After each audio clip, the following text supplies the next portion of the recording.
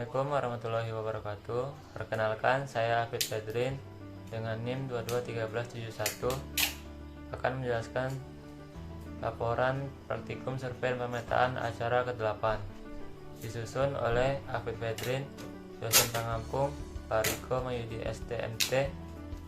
Baiklah, masuk ke judulnya yang berjudul mengukur luas tanah dengan metode polar. Hari atau tanggal Rabu 9 November 2022. Cuaca cerah. Waktu 10.40 sampai 12.20 waktu Indonesia Barat. Lokasi lapangan di depan rektorat. Anggota kelompok 1 Hafid Fedrin, 2 Adinda Mutiara Fitri, 3 Alif Purnama Alfayet, 4 Bima Pratama, 5 Yuda Pranata. A. Tujuan 1. Mahasiswa terampil dalam mengukur luas suatu daerah secara sederhana. 2. Mahasiswa terampil menentukan panjang, arah, dan posisi suatu garis yang terdapat di permukaan bumi yang merupakan batas-batas dari suatu area tertentu.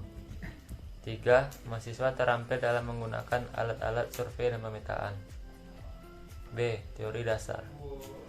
Metode polar adalah metode yang membutuhkan sudut dan jarak sebagai data untuk menentukan koordinat suatu titik. Dalam metode ini, kita menggunakan waterpass dengan cara pengukuran 1. Maka untuk mendapatkan koordinatnya menggunakan rumus X sama dengan XP ditambah D atau jarak optik dikali sin alfa. Untuk YP ditambah D dikali cos alfa. Untuk mencari Z sama dengan ZP ditambah delta H.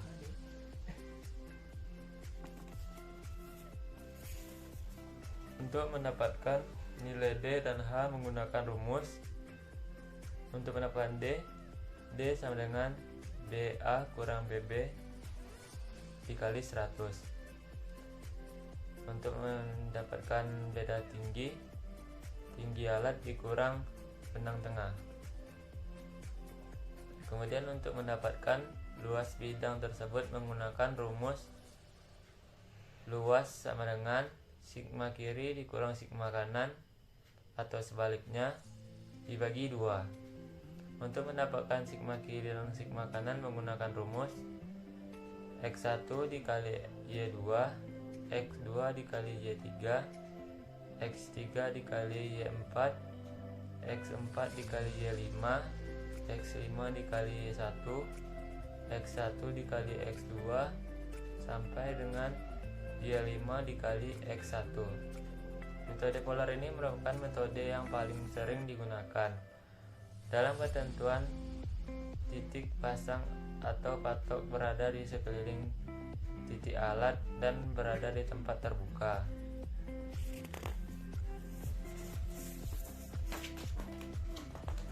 C. Alat dan bahan. 1. Waterpass, 2. Pita ukur, 3. pen ukur, 4. Payung, 5. bak ukur, 6. Rompi, 7. Helm, 8. Kompas, 10. Tripod, 9. buku dan pulpen. D. Keselamatan kerja. Keselamatan kerja. 1. Mahasiswa memakai sepatu. 2. Pastikan jumlah alat yang dipinjam. 3. Hindari kehilangan dan kerusakan alat. 4. Pakailah helm safety untuk keselamatan kepala. 5. Gunakan rompi untuk identitas di lapangan. E. Langkah kerja. Persiapan. 1. Persiapkan alat-alat yang dibutuhkan. 2. Buat bon alat, tanda tangani dan diketahui oleh dosen yang mengajar. 3. Pergi ke lokasi praktikum. Melakukan pengukuran di lapangan. 1. Tancapkan 5 pen ukur pada titik-titik batas area yang akan dibidik. 2. Kemudian dirikan tripod dan pasang waterpass di tengah area lokasi pengukuran. 3. Kemudian lakukan centering pada alat sampai didapat kedataran. 4. Dirikan bak ukur di atas titik atau pen ukur P1 setegak mungkin. 5. Arahkan tripod ke arah titik P1, kemudian baca batas atas, batas bawah, batas tengah, dan sudut horizontalnya. 6. Pindahkan bak ukur ke titik P, lalu baca dan catat hasil bacaan. 7. Dengan cara yang sama lakukan pada titik-titik berikutnya. 8. Untuk tinggi waterpass diukur dengan menggunakan pita ukur. 9. Lakukan perhitungan jarak, beda tinggi, dan ketinggian masing-masing titik. 10. Gambar hasil pengukuran.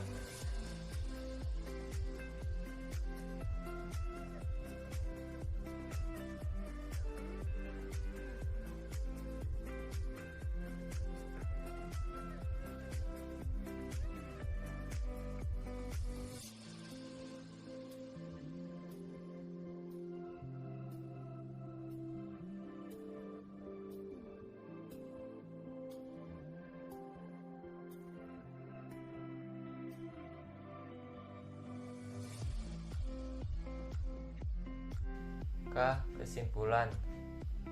Dengan diketahui jarak, beda tinggi dan sudut, maka didapat koordinat X, Y, dan Z.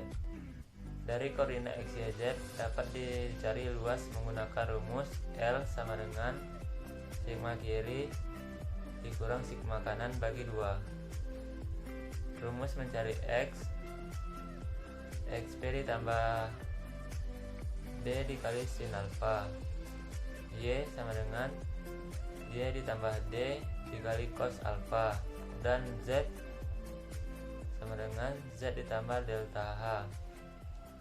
L. Saran. Saat mendirikan alat, sebaiknya diarahkan ke arah 0 derajat utara. Berhati-hati saat menggunakan alat karena alat-alat sulfa itu tidak murah.